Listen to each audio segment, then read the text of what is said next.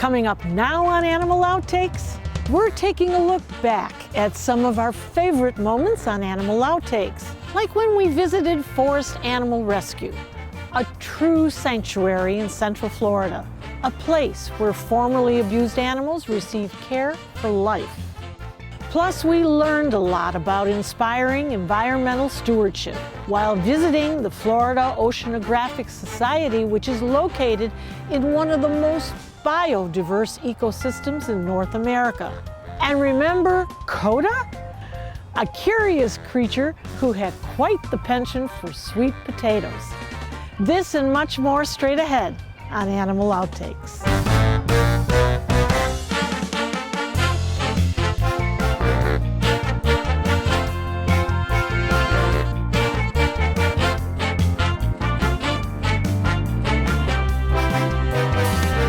It's known as a place to heal, a sanctuary with enough space to allow the animals to live out their lives in peace. The Forest Animal Rescue is located in Silver Springs, Florida, and much of their property borders the Ocala National Forest. The location, more than ideal. It's where we met Lisa and her husband Kurt, who founded the sanctuary back in 1998. And they've created an environment that put the well-being of the animals above all else. We think that these animals deserve the best that we can give them. And most of them have been rescued from situations where they were exploited in the past. They've been expected to do things that is not natural, and they don't deserve what they've been handed. They haven't had a choice in the matter. So we want to give them the best we can give them. Obviously, we can't release them into the wild, but we can give them the closest thing we can to it.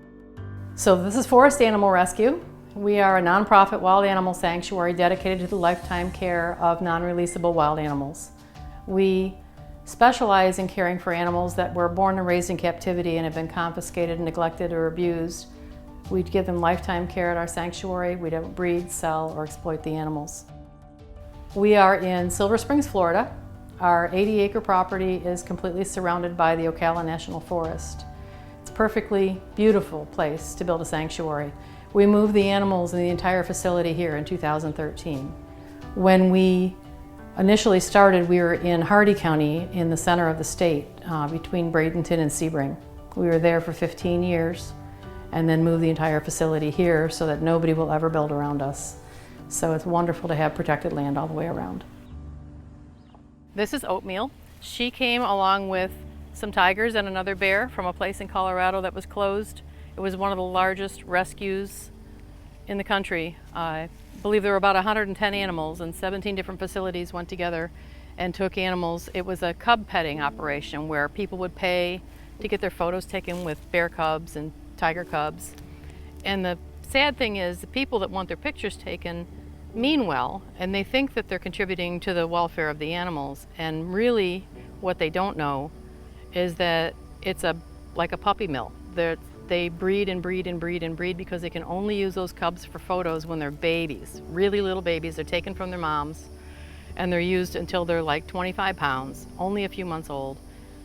And then they get too big to legally have them hold them as cubs and have their pictures taken. So they get thrown in an enclosure to grow up and start breeding and making more babies.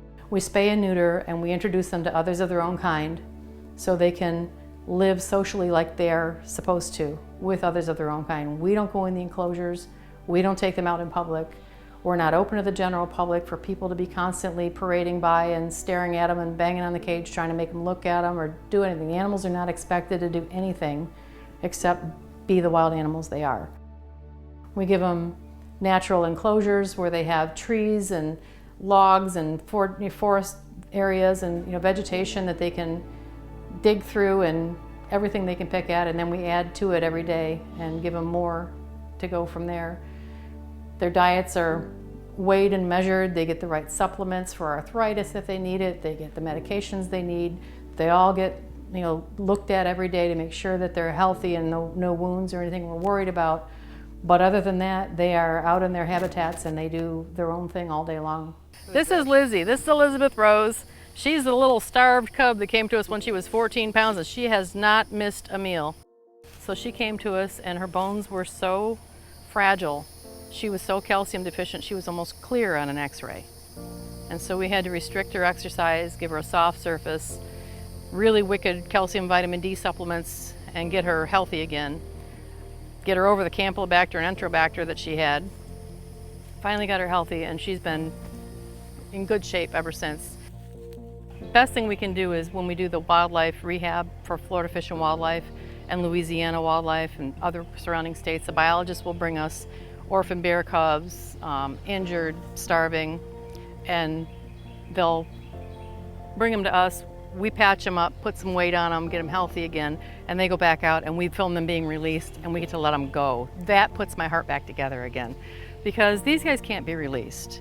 So we can do the best we can for them, but 4 acres is amazing for a bear in captivity, and these bears have never known anything. This is the biggest they've ever known, so they're happy with it. But to take a wild bear and put him in something this size would be criminal. That would be a jail sentence. So we won't keep a wild bear, but we're happy to rescue the captive raised bears that aren't able to be released, and we give them a forever home in the biggest space we can give them, something as natural as possible. Hi, Gramps. Hey, Gramps. Hey, Scar. You're a good boy. Good boy, Hi, baby. Scar. Yes, you're a good boy. He also came from the Sarasota Bradenton Children's Zoo. We wound up with 100 animals with 24 hours notice when that zoo closed. When you spay and neuter and give them enough space, they really get along well. They live 45 years. Yeah, our landscaping doesn't stand a chance with these guys around. Yeah, so this is a quarantine enclosure. We've rescued these guys. They came from a facility that was closed down. Aftermath of Tiger King. Right now, these are pairs. They've been spayed and neutered, and they're healing, and we're going to be reintroducing them to our other enclosure. We have them sterilized now, and they're healed, so now we're in the process of doing introductions. We'll put them in with the other lemurs. These animals don't belong as pets. They're not designed to be pets. It never works out well. People that try it fail a year or two into the animal's life, and then the animal lives in solitary confinement, locked away somewhere in a small cage the rest of their life. And like our primates, they can live 45 years. And the capuchins, they have the intelligence of a 5-year-old child, and they get locked in a cage alone because they bit somebody or people are afraid of them. They shouldn't be put in that position in the first place. Wendy's a hybrid between a white-faced capuchin and a brown capuchin. And she was rescued from the Sarasota Bradenton Children's Zoo. So we give them the ability to be the animals they're meant to be, and there's no saying, don't bite so hard, don't do this, don't do that, because we don't go in the enclosure with them. There's nothing we have to tell them not to do. They can play with others of their own kind, and they tend to not hurt each other that way. We can't release them into the wild. We wish we could. They were raised in captivity. They obviously are not even, most of them aren't even native to the United States. If they could be released, they don't know how to survive on their own. They're not equipped. So we give them the most natural, largest space we can manage. And those natural behaviors from animals that have never had a chance to experience a natural environment or climb the trees or forage or dig for bugs, it's amazing to see how quickly those behaviors come to the surface. The wild animals, the wild is still in there. And to give them the right tools to exhibit those behaviors is rewarding. It's so rewarding. These are tigers. And Eva and Juanita are 2 of the tigers that were rescued from the same place that Cody and Oatmeal came from, the place in Colorado that did cub petting. They have 1 1/4 acres. So these tigers were used for cub petting, and we have a bit of a family tree. Their mother was rescued from that place, and we have a little bit of information on the family tree. These girls were sisters, and then Natasha, the 3rd female in here, she was raised with them as a sister, but she's not, I think, from the same parents. But it was nice when all the sanctuaries get together. We all work together. There's the American Sanctuary Association, and there's the Global Federation of Animal Sanctuaries. And all the good sanctuaries that have big cats are also members of the Big Cat Sanctuary Alliance. And so when you see those accreditations and memberships, that gives you a feeling that you're dealing with the right place. It's a ton of work, but it's so rewarding. Everything that we do that tears us apart, being out there with the animals and seeing them back in health and shiny eyes and shiny coat and, you know, laying in a patch of sunshine just brings it all back together again. So it keeps you going for quite a while. Coming up next on Animal Outtakes, more of my favorite moments. Places where we've learned a lot about a lot of things, about the people who work hard to make life better for animals. That's next.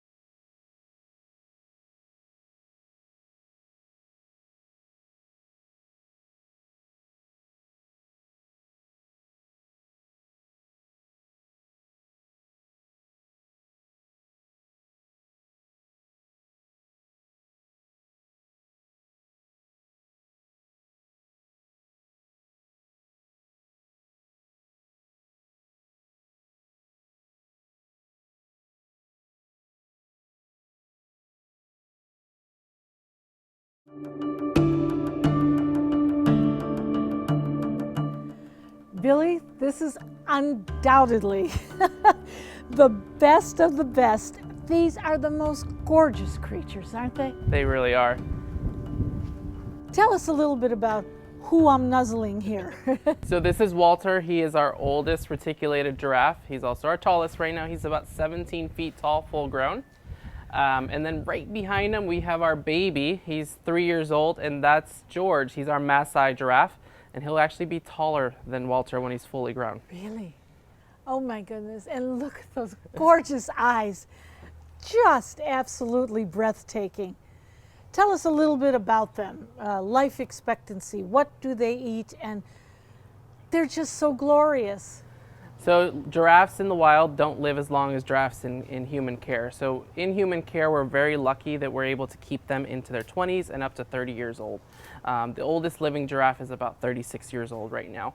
So these are all baby giraffes right now. Even though he's almost 8, he is still considered a fairly young male giraffe. They all have extremely different markings. So their markings on them are just like our fingertips. Every single giraffe has a different pattern on them. And if you look at the two boys, they actually have completely different patterning because of their species. So one of the tall tale signs of when you're looking at a giraffe is looking at their patterns, how dark they can be in coloration, and that'll kind of tell you what species you're looking at.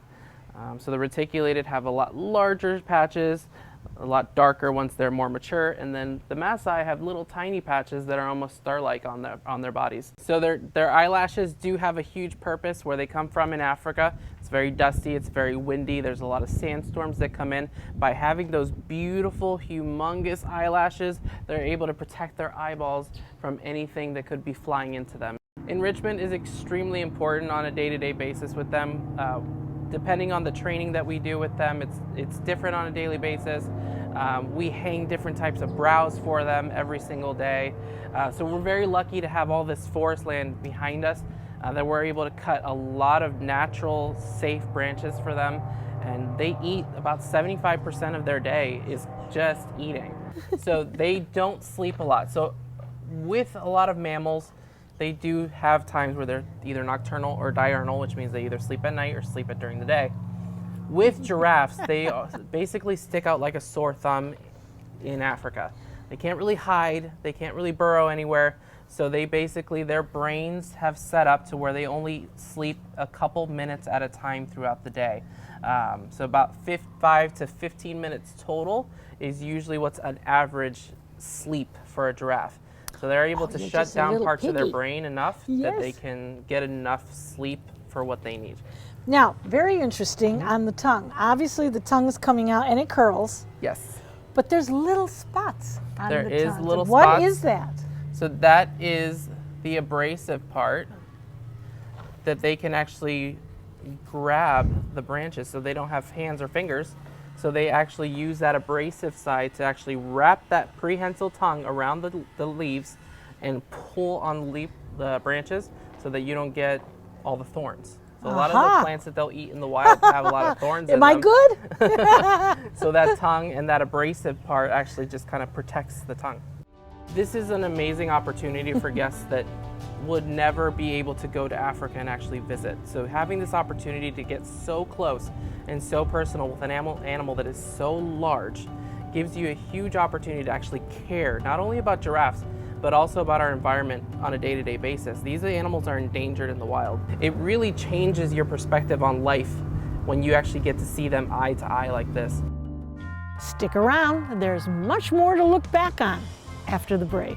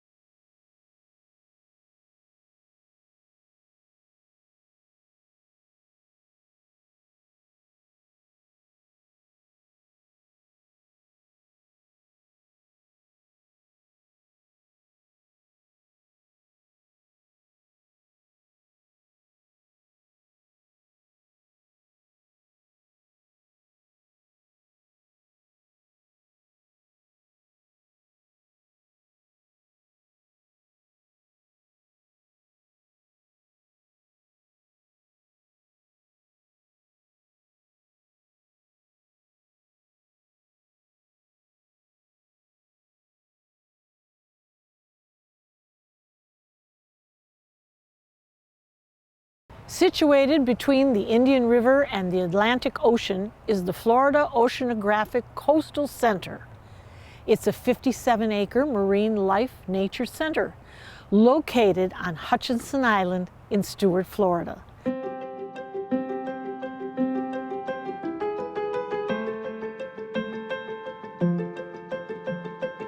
Well, we're here in Stuart, Florida at this magnificent facility.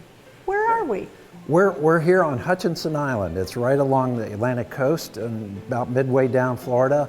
And it's a beautiful, beautiful spot where the Atlantic Ocean's on one side, the Indian River Lagoon is on the other. Stretches from Cape Canaveral all the way down to Jupiter. So we're right here in Stuart, right on Hutchinson Island. Couldn't get any better, right? No, it's a beautiful spot. You know, it has one of the most biodiverse ecosystems in North America right here with about 10-mile radius from where we're standing. We have over 4,300 different species of plants and animals that count on the estuary and the lagoon and the Atlantic Ocean, the nearshore reefs, all for their homes and habitat. And you do so much here. Tell us about the mission. Well, our mission is very simple. We're established to inspire environmental stewardship of Florida's coastal ecosystems through education, research, and advocacy. Now, inspiring environmental stewardship to me is really an important mission because we want people to become stewards of their environment, particularly Florida's coastal ecosystem. So we do everything we can to get them excited and educate them and get them empowered with the knowledge and understanding about our systems so that they can go out and advocate for them and say, hey, we need to protect these seagrasses or the habitats for manatees and other animals in our environment. Now there's so much that needs to be taught and learned. Right. What are you doing here at the center? Well, we try to focus on just some of the basic concepts, the basic habitats. Florida has a big history of water in our system. If you look at Florida on a satellite map, it's practically all water, you know, with a big Lake Okeechobee in the middle, and all these coastal lagoons and estuaries along our shores, all the way down to the reefs and the Florida Keys. So we're real excited about talking about these environments, but we got to be careful not to overload people and say, you know, here's all you got to know and learn about it. We help our volunteers and our staff really communicate well, and we do that through these exhibits like Florida's Water Story Gallery, the Estuaries Gallery, Life Along the Shore, and the Ocean Connections to the Nearshore Reefs. So these 4 galleries in this new Ocean Eco Center that we have on site is really effective at helping to guide people through and get that basic understanding and get excited about all these habitats and animals that live here and plants that we need to protect. For the most part, do we have safe water in Florida? We do, for the most part. I think, you know, it's unfortunate some of the lakes and the isolated areas or even the springs have been so impacted that it's going to take a long time to stop the pollution and now let it recover. But along our coastal areas here, we're very fortunate in what we call their resilience. So when they're resilient to, you know, they come back quickly if we've stopped the degradation. So if we have this huge amount of freshwater discharge into this estuary and it offsets that balance and starts really polluting the system, then once we stop it, they're pretty resilient. They can come back pretty quickly. Other ecosystems like lakes or streams or up in the upland areas or springs are not so resilient. They don't come back as quickly. We want to maintain that high biodiversity. So if we just kind of didn't care about manatees or dolphins or any kind of other animals and just let it go the way it goes and they diminished, we're losing various numbers of species every year due to pollution and the things we've caused our planet to change. So what we need to be careful of is that we don't lose so much diversity, and then we not only don't have that to enjoy for a future generation, like you and I enjoy manatees, but what if they aren't here next for our kids or our grandkids? That'd be a real shame. That's a problem. And it'd be a problem because everything is connected in our biosphere, in this Earth and the ocean planet that we're on. It's all connected. So you are having successes? We are. We've established the way that the oyster reef restoration projects we're doing. We collect oyster shell, rebag it, put it out in there for settlement of the new oyster spat. Millions of eyed larvae settle at a time. And we restored about maybe 20 to 23 acres of oyster reefs. We've seen the seagrass units that we put out go from 16 shoots per unit to 60 shoots per unit in just 3 months. So we know we have the techniques down that we can help to restore. Now we have to time it right so that, you know, we can do that during this, and at the same time we're stopping the pollution of the habitat. And I think we're going to see some success. We're already seeing success, but of course we want to see a lot more. And we want it to get back to the way when I grew up here in this area, how nice it was. And I think we can do that. I really have hope for the future. We'll be right back.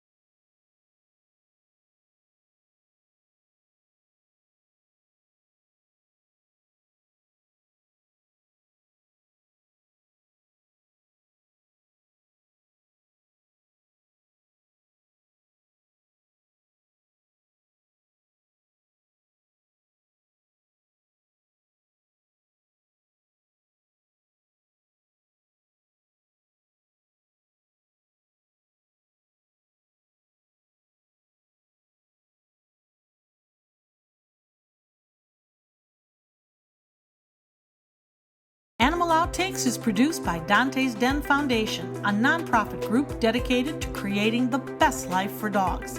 If you would like to learn more about Dante's Den, donate, or volunteer, visit our website, dantesden.org.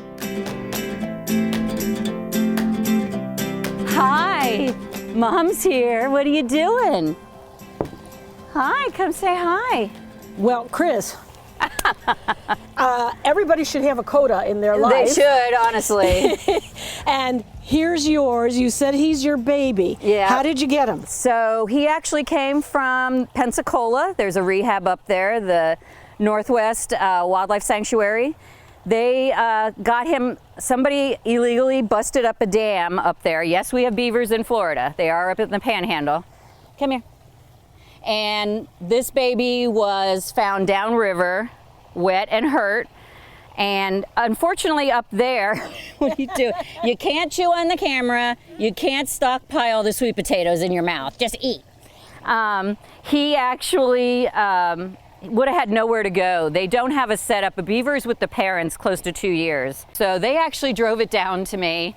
He was 4 weeks old, and he came and lived with me till about, probably he's only here maybe a month and a half, 2 months, if that. Coda has a totally different personality where he hangs on my leg like a toddler all day. If I'm in here doing stuff, he's usually not too far away.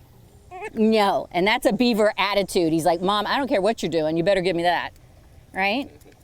So he's named after, it means friend in Comanche, and we can give them a life. He is not going to be releasable. There's just no way to do it without building, and hopefully Northwest Florida will somehow do this someday, without building an entire lake system that they can teach the beavers what to do with a soft release area. But for right now, he's our friend. You want to go? I have learned so much about them. First of all, they're just incredible in the wild. But again, people would think of him as a nuisance. I just recently read an article that when St. Helens went off and destroyed all of Washington State years ago, when I was a kid, that was a big deal, the volcano. It is because beavers moved into that area and started damming the water that the only reason the environment came back. They are so incredibly important to the ecosystems. When they dam the waters, they may tick off some people because they don't understand it. They know exactly what they're doing to provide for changing the environment back to getting water in it. That's an intelligent animal. That's not just an animal that I raised and he's got nothing upstairs. I was not going to let him just get put down because they don't have somewhere to go with him. And my staff adores him just as much as I do, so he is our light here. We hope you've enjoyed this trip down memory lane and had fun and learned a thing or two along the way. And we'll be back here again next week with even more animals and some wild adventures. Until then, thanks for watching